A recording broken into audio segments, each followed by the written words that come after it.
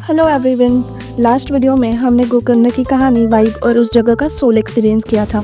और अब जैसे प्रॉमिस किया था, इस वीडियो में आपको मिलेगा पूरा travel plan, from how to reach, where to stay, क्या एक्सप्लोर करना है, कहाँ बेस्ट फूड मिलेगा, सब कुछ इजी ब्रेकडाउन के साथ। तो चलिए बिना टाइम वेस्ट किए गोकर्ण की ट्रिप को प्रॉपर्ली प्लान करते हैं। Best time to visit Gokarna is October to March. October से मार्च का टाइम गोकर्ण के लिए बेस्ट होता है। वेदर प्लीजेंट होता है, बीचेस क्लीन होते हैं और कैफेज भी ओपन रहते हैं। अगर आप थोड़ा off beat crowd free trip चाहते हो तो ट्राई नवंबर या फरवरी। मॉनसून में सब कुछ लश ग्रीन होता है, लेकिन ट्रेकिंग ट्रेल्स स्लिपरी हो सकते हैं एंड काफ़ी कैफेज भी क्लोज रहते हैं। So plan accordingly. अभी आप पूछोगे how to reach Gokarna. Gokarna एक छोटी जगह ज़रूर है, पर यहाँ पर दुनिया भर से लोग आते हैं। यहाँ पर पहुँचना मुश्किल नहीं है, बस आपको अपनी जगह से निकलने का बेस्ट ऑप्शन पता होना चाहिए। अगर आप ट्रेन से आ रहे हो और बैंगलोर, मुंबई, पुणे, मैंगलोर, हैदराबाद या चेन्नई जैसे शहरों में रहते हो तो ट्रेन एक अमेजिंग ऑप्शन है। गोकर्ण का सबसे नियरेस्ट रेलवे स्टेशन है गोकर्ण रोड स्टेशन, जो टाउन से बस 10 किलोमीटर दूर है। अगर आप बैंगलोर से आ रहे हो तो कारवार एक्सप्रेस या यशवंतापुर एक्सप्रेस ले सकते हो। अगर आप मुंबई या पुणे से आ रहे हो तो मत्स्यगंधा एक्सप्रेस ले सकते हो। हैदराबाद, चेन्नई और दिल्ली से आ रहे हो तो आप मडगांव, गोवा तक आ सकते हो और वहाँ से टैक्सी करके आप गोकर्ण पहुँच सकते हो। स्टेशन से आपको ऑटो मिल जाएगी 200 या 300 रुपये में, जो आपको गोकर्ण टाउन तक छोड़ देगी। अगर आप फ्लाइट से आ रहे हो तो नियरेस्ट एयरपोर्ट है दाबोलिम, गोवा, जो कि 140 किलोमीटर दूर है। आप दिल्ली, अहमदाबाद, कोलकाता, जयपुर, चेन्नई, हैदराबाद कहीं से भी गोवा तक फ्लाई कर सकते हो। गोवा से टैक्सी या ट्रेन पकड़कर आप गोकर्ण तक पहुँच सकते हो। गोवा से टैक्सी का फेयर अप्रॉक्सीमेटली 2,500 से 3,000 तक होगा। एक नया एयरपोर्ट भी आसपास में है, जो है मोपा, गोवा से 170 किलोमीटर दूर है। बजट एयरलाइंस के लिए एकदम परफेक्ट है। हुबली एयरपोर्ट भी नियर बाय है, जो 150 किलोमीटर दूर है। अगर आप बस से ट्रैवल कर रहे हो तो बैंगलोर से डायरेक्ट ओवरनाइट KSRTC बसेस लेके गोकर्ण पहुंच सकते हो। पुणे और मुंबई से डायरेक्ट कुमटा या अंकोला तक बसेस मिलती है। वहाँ से 30 मिनट टैक्सी राइड से आप गोकर्ण पहुंच सकते हो। हैदराबाद या चेन्नई से डायरेक्ट बसेस नहीं मिलती तो आप ट्रेन या फ्लाइट का कॉम्बिनेशन करके गोकर्ण तक पहुंच सकते हो। अब अगर आप रोड ट्रिप करके आना चाहते हो तो बैंगलोर से 8-9 घंटे का ड्राइव रहेगा। आपको वाया शिमोगा या हुबली आना पड़ेगा। मुंबई और पुणे से भी NH66 पे कोस्टल ड्राइव अमेजिंग है। गोवा से तो बस 3-4 घंटे का ड्रीमी ड्राइव रहेगा। अब ये आप पे डिपेंड करता है कि आपको गोकर्ण कैसे पहुंचना है। अब बात करते हैं स्टेज की, क्योंकि रात को अच्छे से सोए बिना सुबह का सनराइज भी फील नहीं होता है ना। गोकर्ण में हर टाइप के ट्रैवलर के लिए ऑप्शंस मिल जाते हैं, चाहे आप सोलो ट्रिपर हो या फ्रेंड्स के साथ या एक peaceful couple get away plan कर रहे हो। गोकर्ण में आपको हर ऑप्शन मिलेगा। फॉर सोलो ट्रैवलर्स, बैकपैकर्स या थोड़ा बजट में ट्रिप प्लान करने वाले दोस्तों के लिए एकदम परफेक्ट है ये ऑप्शंस, जो कि है जोस्टल गोकर्ण। ये क्लिफ्स के ऊपर बना हुआ है, जो लिटरली ड्रीमी है। सोशल वाइब भी मस्त है और प्राइवेसी चाहिए तो प्राइवेट रूम्स भी मिलते हैं। दूसरा ऑप्शन है ट्रिपर गोकर्ण, थोड़ा सेक्लूडेड काम वाइब के लिए एकदम परफेक्ट, नेचर के बीच में और बीच के एकदम पास, एकदम कोजी फीलिंग देता है। थर्ड ऑप्शन है हॉस्टल लाविये। यह हॉस्टल कुडले बीच के पास है। ओपन एयर और चिल जोन के साथ ये हॉस्टल एकदम बढ़िया वाइब्स देता है। फिर आप गोकर्ण के कई सारे गेस्ट हाउसेस ट्राई कर सकते हो, जो लोकल्स के द्वारा रन किए जाते हैं। यह सब जगह अर्ली बुकिंग में आपको 700 से 1500 के बीच में मिल सकती है। अब देखते हैं मिड बजट होटल्स। अगर आप थोड़ा कंफर्ट चाहते हो बिना लग्जरी स्प्लर्ज किए, then this range is for you. Mid range में आप नमस्ते संजीवनी होटल ट्राई कर सकते हो। ग्रीनरी के बीच और थोड़ा peaceful vibe, stress free feel के साथ ये होटल थोड़ा आयुर्वेदिक वाइब देता है। कुडले ओशन फ्रंट, जो लिटरली बीच के सामने है, सनराइज उठ के बालकनी से आप देख सकते हो। संस्कृति रिसोर्ट, जो पूल के साथ कॉटेजेस के साथ अवेलेबल है, टाउन के पास है लेकिन थोड़ा प्राइवेट भी लगता है। और फिर देवा समुद्र बीच स्टे, गोकर्ण में बीच के बिल्कुल पास आप मंदिर और बीच दोनों वॉक करके जा सकते हो, ऐसा ये स्टे है। इसके पास होने की वजह से ये परफेक्ट फॉर कपल्स, फ्रेंड्स और फैमिली ट्रिप है। और अब देखते हैं लग्जरी और बुटीक स्टेज। आप डिटॉक्स, सेल्फ केयर या एक प्रॉपर रिट्रीट खुद के लिए चाहते हो ना, तो ये जगह वर्थ एवरी रुपी है। इसमें है अर्तिगम्मा रिसोर्ट एंड स्पा, जो मेरा फेवरेट स्पॉट है। यहाँ पे स्पा है, गार्डन है, पीस है और ओम बीच वॉकिंग डिस्टेंस पे है।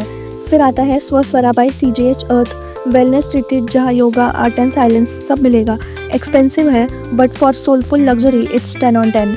फिर आता है रेड अर्थ गोकर्ण, नेचर लवर्स के लिए थोड़ा ऑफ बीट और बहुत सारा मैजिक लेकर ये रेड अर्थ गोकर्ण स्टे बहुत ही ज़्यादा ब्यूटीफुल है। फिर आता है स्टोनवुड नेचर रिसोर्ट, जो एक इको लग्जरी के फील के साथ क्लिफ के पास बहुत अमेजिंग एम्बियंस आपको दे सकता है।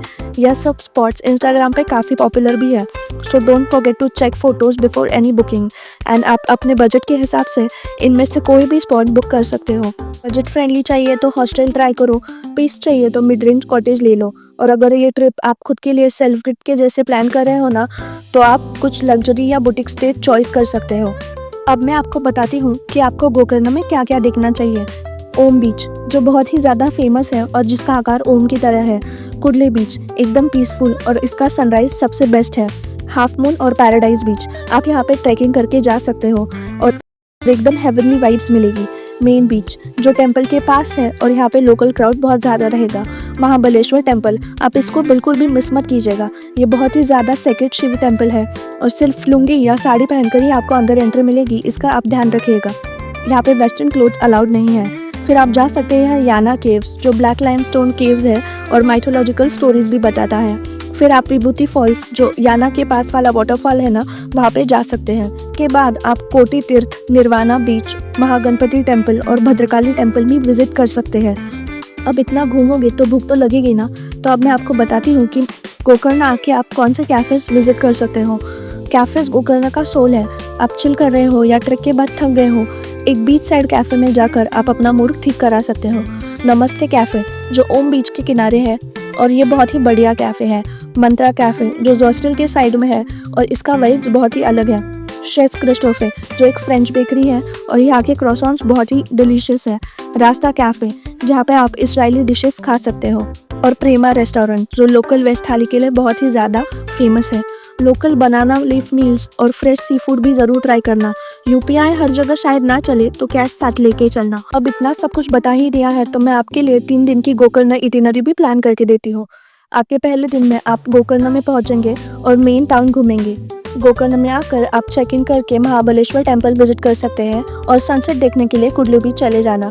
डिनर आप मंत्रा कैफ़े में कर सकते हैं। फिर दूसरे दिन में आप मॉर्निंग में ओम बीच जा सकते हैं। फिर बीच स्टे करके आप हाफ मून और पैराडाइज बीच में भी जा सकते हैं और रिटर्न आते वक्त आप ऑटो या बोट कर लेना। फिर लंच आप नमस्ते कैफ़े में करना और इवनिंग आप हॉस्टल के रूफटॉप पे चिल करते हुए बिताना। लोकल डिनर करके गोकर्ण के मार्केट में घूमना। फिर तीसरे दिन आप याना और विभूति फॉल्स विजिट कर सकते हैं। याना या विभूति फॉल्स जाने के लिए आप एक तो कैब बुक कीजिए या फिर स्कूटी रेंट कर लीजिए, जो गोकर्ण में इजीली अवेलेबल है। फिर ट्रैक और एक्सप्लोर करके विभूति फॉल्स और याना केव्स को विजिट करके आप इवनिंग तक वापस आ जाइए। अपनी बस या ट्रेन पकड़ के गोकर्ण को दिल से बाय बोलिए और अगली बार वापस आने का वादा जरूर कीजिए। अब आते हैं सबसे इम्पोर्टेंट पार्ट पे, जो कि है बजट, क्योंकि वाइब जितनी ज़रूरी है उतना ही ज़रूरी है ये देखना कि कितने में बनेगी ये ट्रिप। डोंट वरी, मैं आपको एकदम अप्रॉक्सीमेट एस्टिमेट देने वाली हूँ based on current fares and experiences. आप किस सिटी से गोकर्ण तक आ रहे हो उसके हिसाब से कॉस्ट चेंज होगा। ट्रेन से अगर आप आ रहे हो तो 300 से 600 के बीच में आपको स्लीपर का टिकट मिलेगा। अगर आप बस ले रहे हो तो अप्रॉक्सीमेटली 800 से 1200 टिकट का लगेगा। अगर आप फ्लाइट से आ रहे हो तो फ्लाइट का कॉस्ट 4 से 5 हज़ार तक होगा।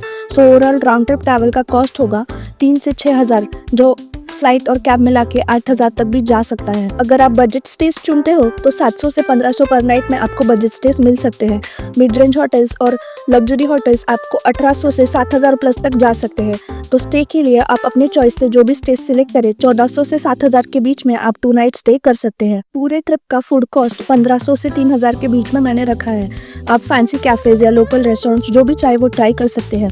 लोकल ट्रैवल के लिए मैंने 2500 का बजट रखा है, क्योंकि अगर आप याना और विभूति जाना चाहते हो और आपने कैब हायर की तो कैब का फेयर यूजुअली 800 से 1200 तक रहेगा। अगर आप स्कूटी रेंट करते हो तो स्कूटी पर डे रेंट के हिसाब से 500 रुपये तक मिल जाएगी। और अगर आप किसी बीच से बोट से वापस आ रहे हो तो 400 या 600 डिपेंडिंग ऑन बीच आपको लग सकते हैं। फिर मिसलेनियस खर्चों में हम 500 रुपये ऐड कर देते हैं। इस हिसाब से अपने ट्रिप का टोटल एस्टिमेटेड कॉस्ट 6000 से 12000 के बीच में बनता है। आप कैसे ट्रिप चाहते हो उसके ऊपर पूरा बजट डिपेंड करेगा।